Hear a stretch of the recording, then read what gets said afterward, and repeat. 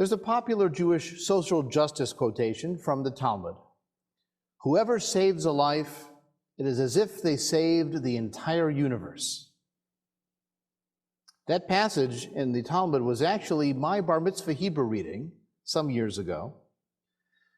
At my congregation, a humanistic congregation, we chose a hero from out of the Jewish experience, and we did a project based on their life. And then we found a Hebrew reading that spoke to the values they lived, the kind of person they were. I chose as my hero a man named Raoul Wallenberg. Raoul Wallenberg was a Swedish diplomat. He actually was an architect by training, but what he really was rich. He came from a very famous banking family. He happened to go to the University of Michigan, of all places, from Sweden, to get his bachelor's degree in architecture, and then he went back to work in the family banking business. But during World War II, even though Sweden was neutral, Wallenberg felt impelled to try to help the people he could. And so he went into service, actually funded by the OSS, the precursor of the CIA, and he was sent to Hungary, where there were still hundreds of thousands of Jews still surviving. But once Hungary was taken over by the Arrow Cross, a right-wing fascist militia, and then ultimately by the Germans directly, that's when the architect of the final solution showed up and began to deport the Jews, tens and hundreds and thousands. Wallenberg, again, didn't have to be there, didn't have to risk his life, but he did. He began a printing press, printing fake passes, claiming that these people had protection of the Swedish embassy. He convinced other neutral embassies to do the same. Altogether, he managed to save tens of thousands of lives. Not because they were Swedes, or because he knew them from the University of Michigan, or because they looked like him, or spoke like him, or lived his values. They were people, and they deserved his empathy only on that basis. Now, at the end of his life, the Soviet army appeared outside of Budapest. He went out to meet with the Soviet general to try to get food and supplies for the people living in the houses and the apartment buildings that he had filled with survivors. And he was never seen by the outside world again. He disappeared into the Soviet prison system. There were supposed reported sightings of him. The Soviets claimed he died of a heart attack in 1947. We'll probably never know. But he was a wonderful role model for a 13-year-old person to say, you can act to help other people, even if they are not you or not part of your group. And that's the reasoning behind that Talmud quotation being deployed by protesters who want to speak for the value of saving any human life, anywhere, any identity. But there's a secret about that Talmud quote. The Talmud was originally handwritten long before the printing press. And there are various manuscripts that sometimes have small differences in the text. And in that particular passage, there is an alternate manuscript reading which says, whoever saves a life in Israel, meaning whoever saves a Jewish life, it is as if they have saved the entire universe. Well, now, what was this wonderful example of universal concern feels parochial, feels selfish, self-centered, limited, problematic. Maybe it goes from perfectly ethical to problematic, even unethical. We saw that passage in the service, love your neighbor as yourself. Well, who counts as your neighbor? What is the boundary of your neighborhood? There are plenty of examples in Jewish life of this debate of us or all of us. How do you define the lines? Which genealogy of humanity do you emphasize for your orbit of concern? Is it the Ben Adam, the son of Adam? Although technically it's really the son of Noah, because everybody else gets wiped out and it's just the Noahites that managed to live afterward. Or are you focused more specifically on the children of Abraham, the Semites? Or even more parochially on the Bnei Yisrael, The children of Israel, the sons of Israel. And remember, Jacob, that third of that patriarchal line, gets renamed Israel. So the children of Israel is a family identification, but it's an us, not an all of us.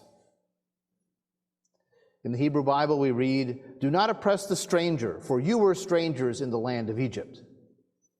But of course, again, the devil's in the details. The word stranger in Hebrew is ger. Ger could mean the resident alien, the immigrant, the green card holder, really would be what a ger would be, a resident alien, not part of our people, but with some rights and some consideration. But when the rabbis read that same passage, "Do not oppress the stranger," the ger, in Rabbinic Judaism, ger means a convert, someone who becomes Jewish. Again, we have this universal ethic of love the stranger becomes love the convert, someone who's joined our group. Now, it's good to have an open door to welcome people in, but again, it still feels more parochial and less universal. In the Talmud, the rabbis ask, where do we know that we can break Shabbat to save a life? If someone's dying, can I make a phone call? Well, they didn't say that in the Talmud, but if someone's dying, can I put out a fire or set a fire to warm them or otherwise break this prohibition? And the answer the rabbis give is that you break one Shabbat so the person you save can observe many Shabbats to come. Good math, right? What if they're not Jewish? They don't observe any Shabbats. They're not going to be observing any Shabbats in the future if you break this one. Well, they have another reason for that. They say, Mipnei darchei shalom, because of the paths of peace, we save the non-Jewish life, even by breaking Shabbat. And one of the debates in interpretation is the paths of peace simply common good sense behavior with your neighbor? Or is it because if we get a reputation for not helping them, it's going to be bad news for us? What's the reasoning? Well, it could go either way. Or think about the Passover Seder. We just had some Seders. Some people had 2 Seders, some people had 3 Seders, depending on their family and their interests. Remember that part, usually around the 2nd cup of wine, where you remove a little drop of wine for each of the plagues that's taking place? That tradition, by the way, may go back as far as the 11th century. There are some manuscripts that suggest people were taking drops out of wine even that far back. Now, my guess is, at your Seder that you attended, you heard this as expressing sympathy for the suffering of the Egyptians, reducing the joy of our 2nd cup in commiseration and empathy for the suffering of the Egyptians. But originally, removing the wine might have represented a lot less empathy, and it was just more vengeance. So here's a passage describing the meaning behind that ritual from Chabad.org, so coming from a very Orthodox perspective. The 4 cups altogether correspond both to the redemption of the Jews and the retribution that is meted out to our enemies. Thus we spill out the wine to symbolize that these plagues and retributions should befall our enemies and not us. In a somewhat similar vein, some explain the 4 cups as representing the 4 cups of retribution God will bring upon the enemies of the Jewish people at the time of redemption. And spilling out drops of wine symbolizes that the plagues were but a drop compared to those 4 cups of vengeance. Drop by drop, the wine in the cup is lessened, just as the Egyptians were diminished by the plagues. Some explain that diminishing our wine symbolizes our wish that the power of those who harm our people be similarly curtailed. So maybe originally it wasn't a universal empathy message at all. Now, are the Jews unusually tribal? Are the Jews inherently untrustworthy when it comes to having concern for people beyond their boundaries, as some anti-Semites might claim? Well, of course not. The Jews are people like other peoples. There are Jewish nationalists, but there are white nationalists and black nationalists. The Japanese called their homeland the island of the gods. The Greeks called any non-Greek a barbarian, and on and on. In fact, some Jewish people have actually gone to the other extreme. They've cared so much about universal humanity that they leave their Jewish concerns entirely behind. A man in Poland named Ludwig Zamenhof invented a language called Esperanto, which was designed to be a global language that everybody could learn. Yes, it was based on European languages, so it wasn't really universal. You should have started with, Chinese or something like that if you want to hit the greatest number, but whatever. But he wanted to create this universal language that was easy to learn and simple rules and everybody could speak it. He himself was Jewish, but he refused to join the Jewish Esperanto Speakers Club because he wanted to be a universalist, not parochial. Or another example is a radical revolutionary named Rosa Luxemburg. And in a letter to her friend, she wrote her sentiments very profoundly, powerfully, but also problematically. So this is a letter she wrote in 1916. Look, girl, if you so rarely find the opportunity to take a book in your hands, at least make a point of reading good books, not such kitsch as the Spinoza novel you just sent me. Why do you come to me with your particular Jewish sorrows? I feel equally close to the wretched victims of the rubber plantations in Putumayo, or to the Negroes in Africa with whose bodies the Europeans are playing catch-ball. Do you remember the words elicited by the General Staff's work on Trotha's campaign in the Kalahari Desert?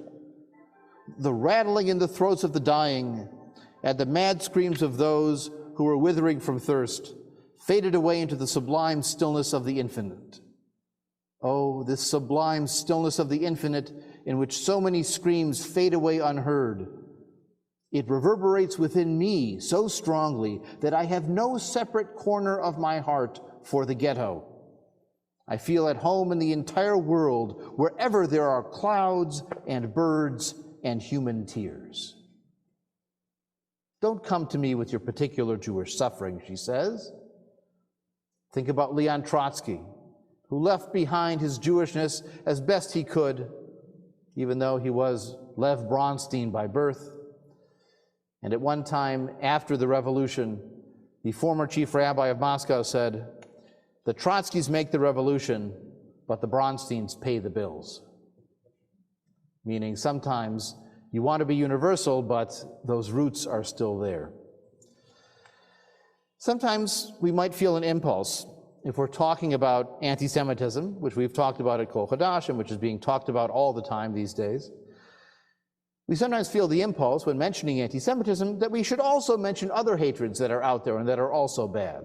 Racism and sexism and homophobia and anti-Muslim or anti-Arab bias and so on and so on.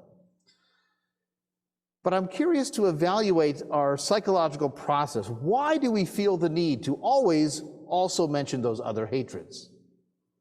Is it to preempt either the accusation from outside or a guilty feeling from inside that we're being too tribal by focusing on anti-Semitism?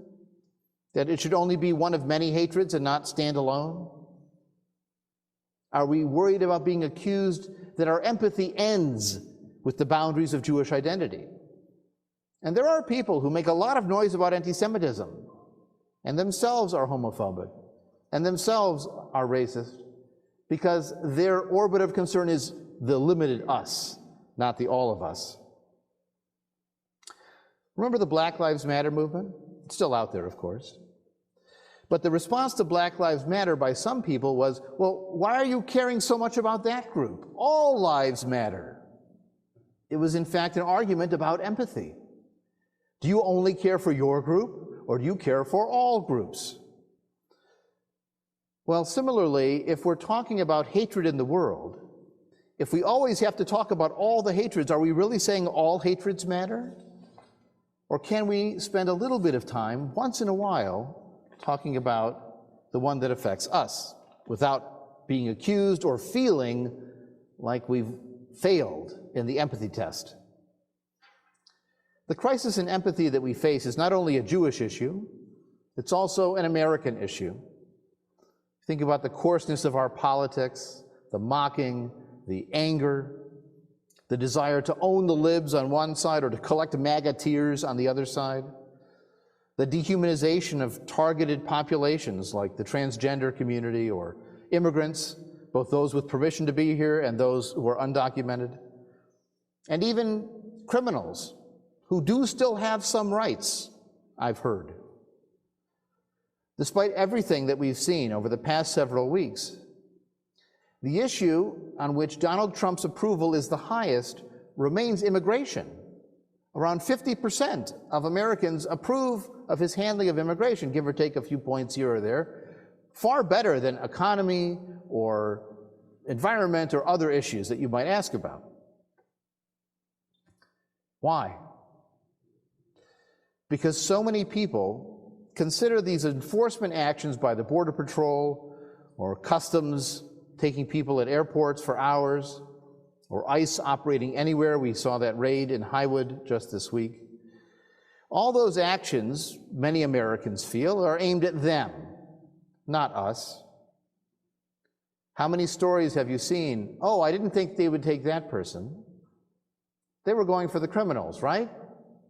Well, if you define anybody here without documentation as a criminal, then everybody in that category is subject to removal. You heard a story maybe, I think it was 2 weeks ago. There was an ICE raid in an apartment building, I believe in New York. They detained 3 teenagers, and one of the ICE agents said, "Oh, we've got the wrong person here." And the lead agent in charge said, "Take him anyway."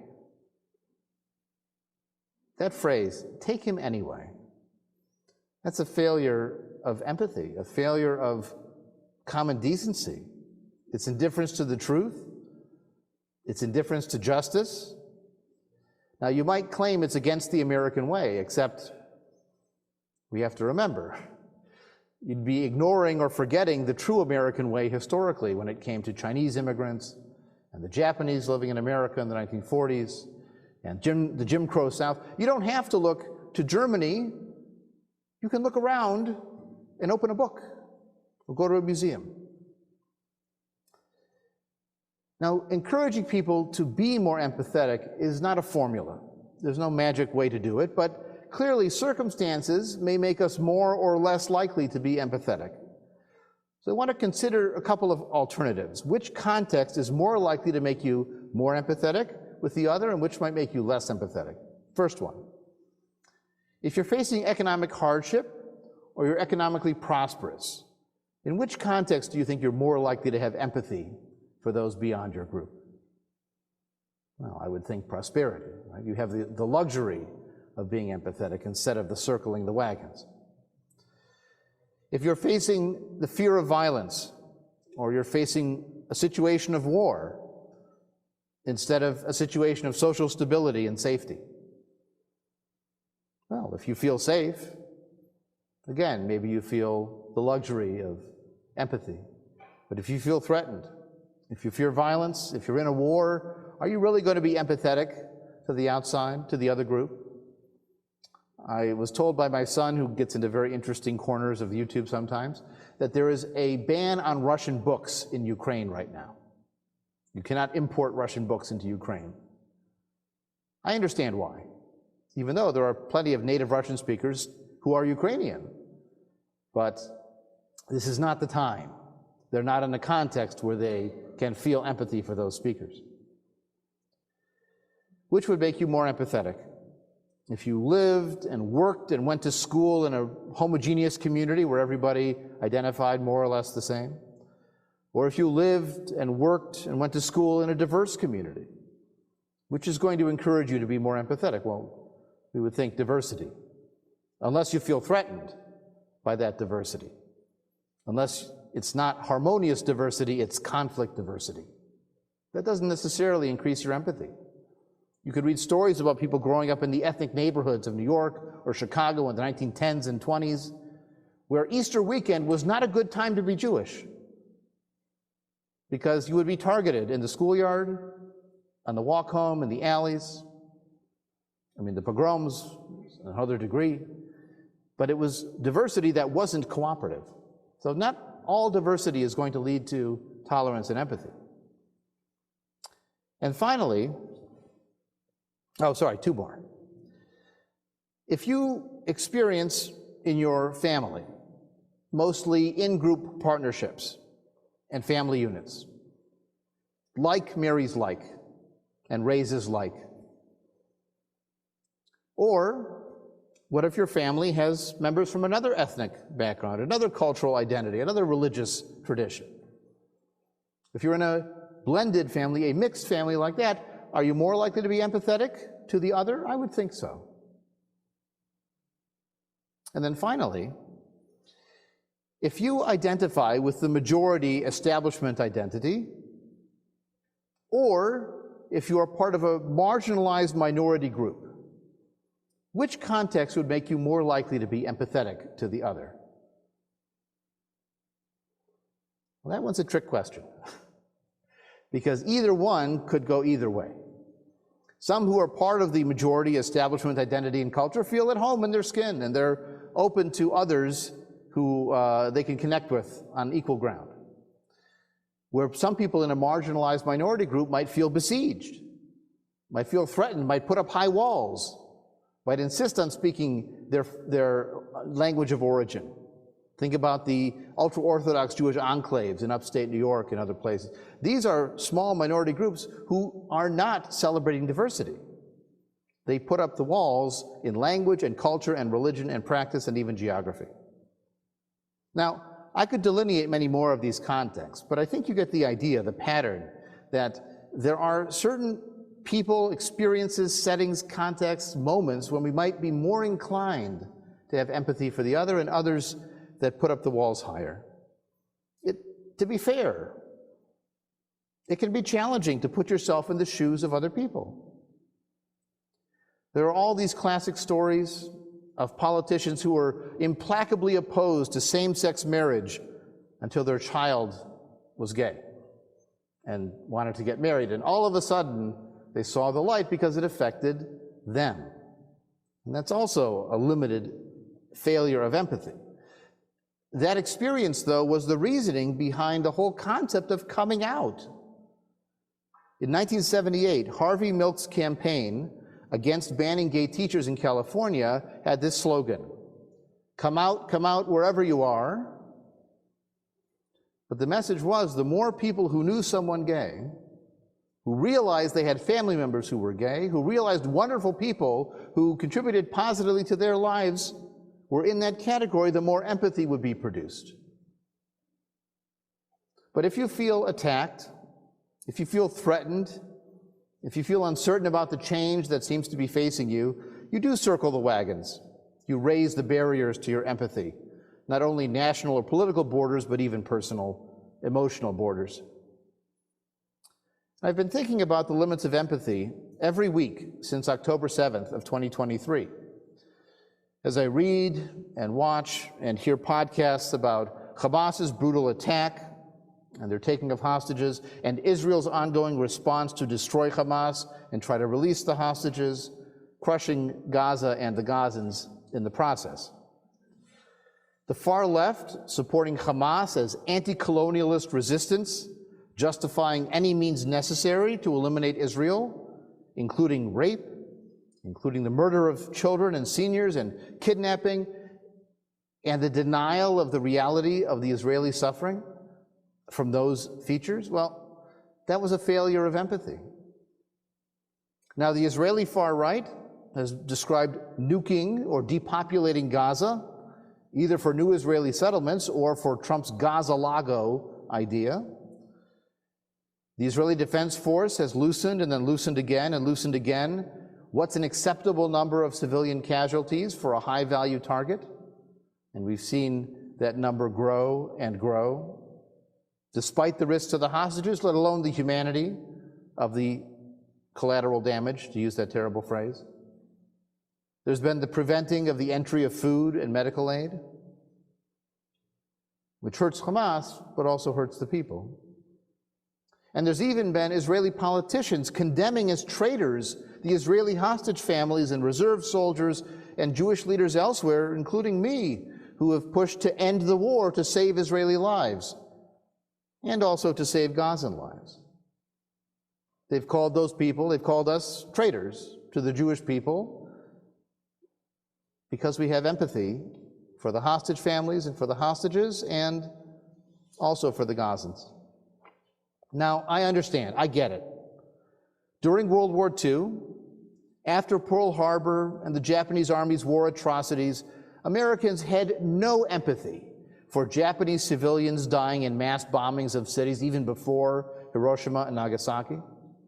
They didn't even have empathy for American citizens of Japanese descent being dispossessed and imprisoned in camps in the middle of nowhere, which, by the way, was the last time the Enemy Aliens Act of 1798 was invoked before 2025.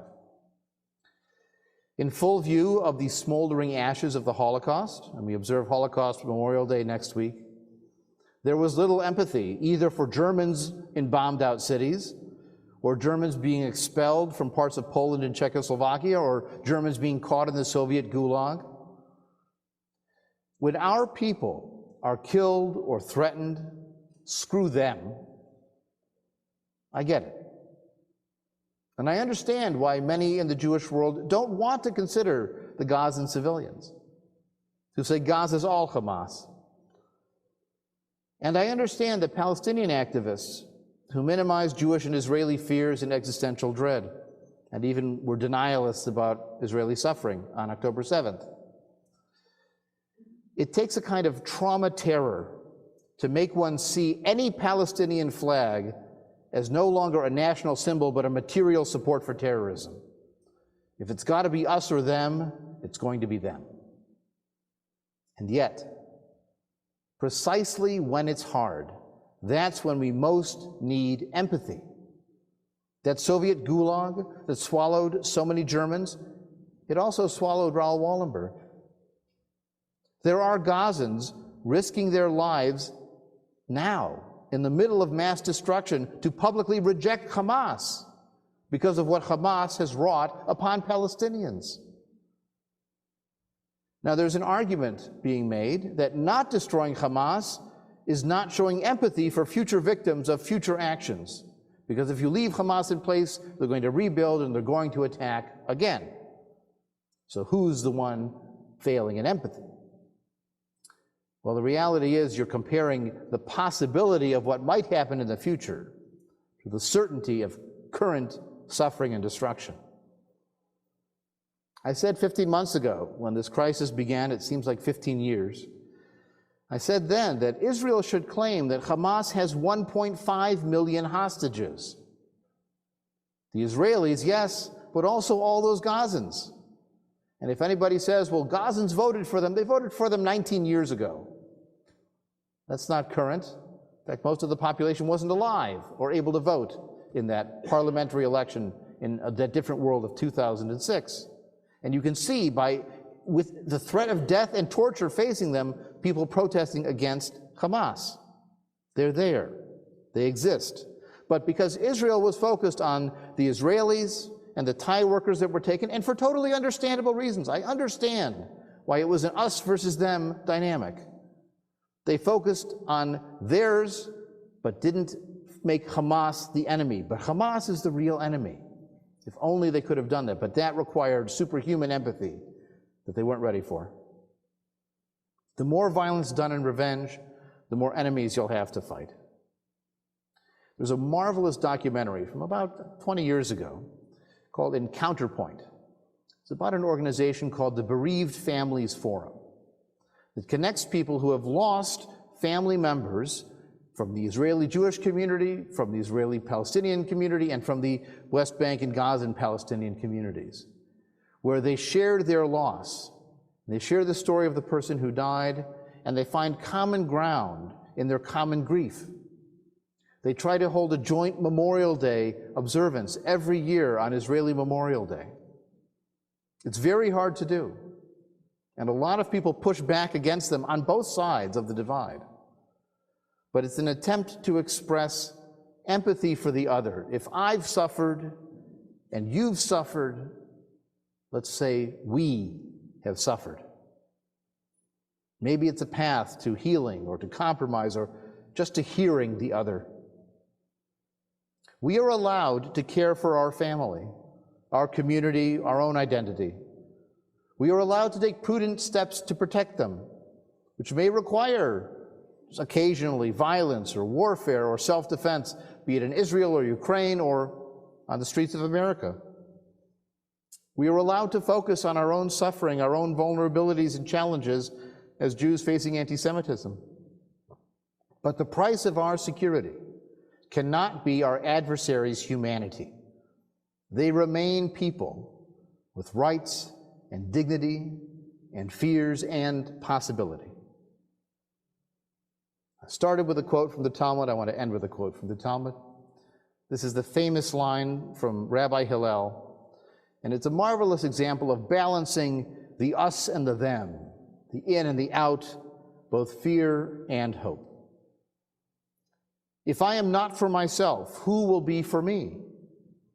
If I am Rosa Luxemburg, no room in my heart for Jewish suffering, then why would anyone else care what happens to my family, to my people? If I am for myself alone, what am I? If all I care about is what happens to the Jews, or to American native-born citizens, or the people I happen to know, then do I even matter to the world of humanity beyond my reach? And if not now, when? The limits of empathy are in our own hearts, and it's up to us to choose. There was once a teacher who wanted to convey a lesson to his students about empathy, but they weren't learning it. One of them showed up that day and said to the rabbi, "Rabbi, in one of my hands, I hold a bird. Is the bird alive or dead?" The rabbi knew that if he said the bird was alive, the man would squeeze his hand, kill the bird, and the bird would be dead. But if he said the bird was dead, he would open his hand and the bird would fly away. The rabbi thought for a moment and then said, "Is the bird alive or dead? The choice is up to you."